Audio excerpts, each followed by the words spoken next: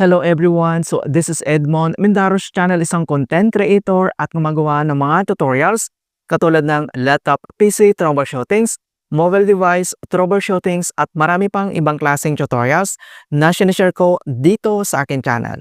At sa bidyong ito ay pag-uusapan natin at i-guide ko kayo on how to activate TikTok Pay Later.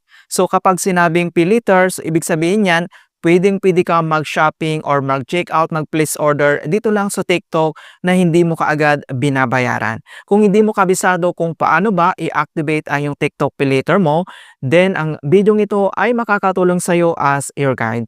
Pero wag na natin patagalin at start na natin. So ang next step ay kailangan mo lang i-open dito yung TikTok app.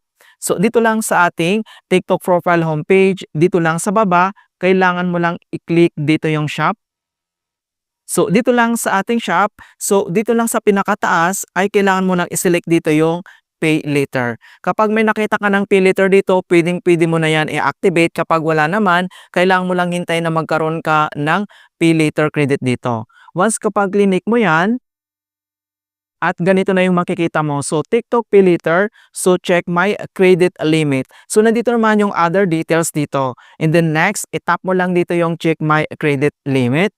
And then, dito na tayo sa we need your consent to continue. By continuing, you acknowledge that TikTok Pay Later is provided by, so nandito na yung other details, itap mo lang dito yung continue. And then, dito na tayo sa create a payment pin for TikTok and TikTok Shop. So, kailangan mo lang mag-create dito ng 6-digit na PIN ng iyong account. Okay? So, enter mo lang dito yung 6-digit na payment PIN mo. Ayan. And then, next, kapag na-enter mo na yung 6-digit na payment PIN mo, so, dito na tayo sa confirm payment. Okay? So, kailangan mo lang i-confirm yung payment mo and then itap mo lang dito yung next. Kapag tap mo yung next, so, dito na yung next step. So, activate in one more step. So, nakapag-create na tayo dito ng payment PIN and then add your informations. Itap mo lang dito sa baba yung continue.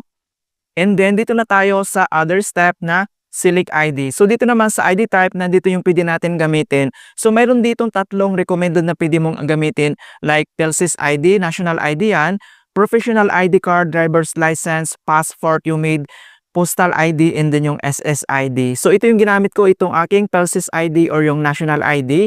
Kapag na-select mo yan, itap mo lang dito yung continue. And dito na tayo sa other step na get your Telsis ID ready. So, nandito naman yung kailangan nating basahin bago tayo mag-proceed.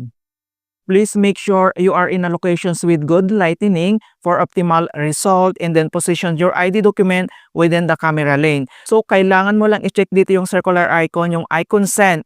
I-select mo yung circle na yan and then itap mo lang dito yung continue. And then next, dito na tayo sa please prepare the documents for verifications yung national ID. And then itap mo lang dito yung I'm ready. Kapag tinap mo yan, and then next, so please check your documents and make sure complete, clear, without exposure. Click the button below to try again. Okay, so pwede kang mag-try again dito. So i-click mo lang dito yung tick photo.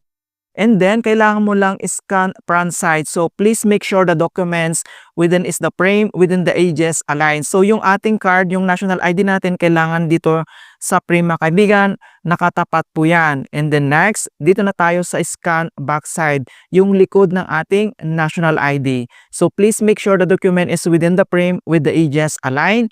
Okay, so i-click mo lang ganyan. Kapag okay na, the next step ay dito na tayo sa liveness verifications mga kaibigan, yung selfie natin. Okay, so no glasses, no hat, no mask. Tap mo lang dito yung continue.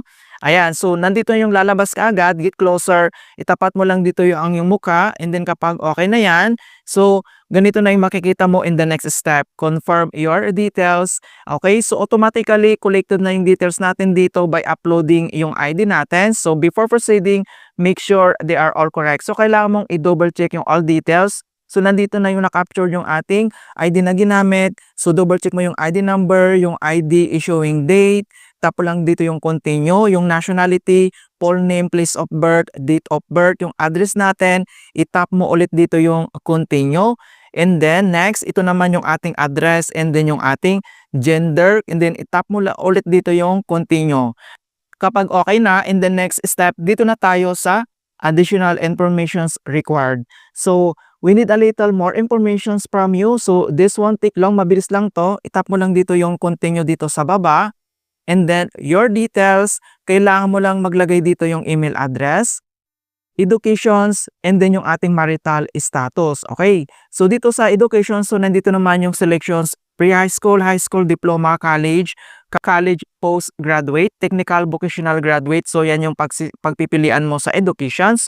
And then, next, kapag nakaselect ka na, alright, so dito na tayo sa industry. So, next dito sa industry naman, pwede kang mag-select dito. Nandito lahat yung klase ng industry. Depende yan kung ano yung industry mo. So, select ka lang dito. Meron ditong constructions, digital, educations, financial, healthcare, government, information system, manufacturing company, at marami pang iba.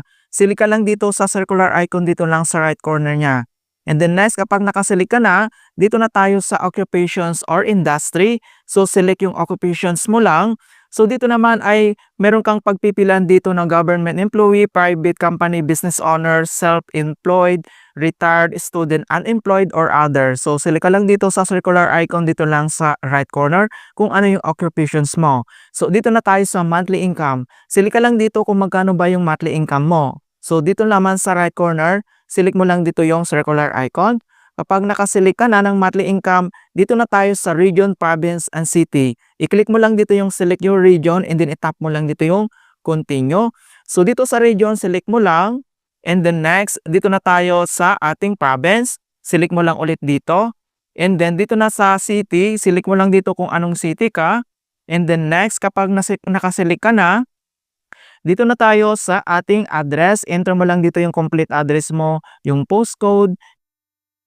And dito na tayo sa relationship with you. So dito naman ay ang pagpipilian mo dito ay parent, child, spouse, family member, or yung other. So iselect mo lang dito kung ano yung relationship mo. So kapag nakaselect ka na, enter mo lang dito yung kanyang full name and then yung kanyang emergency contact number. So kumpletuhan mo lang yung all details dito.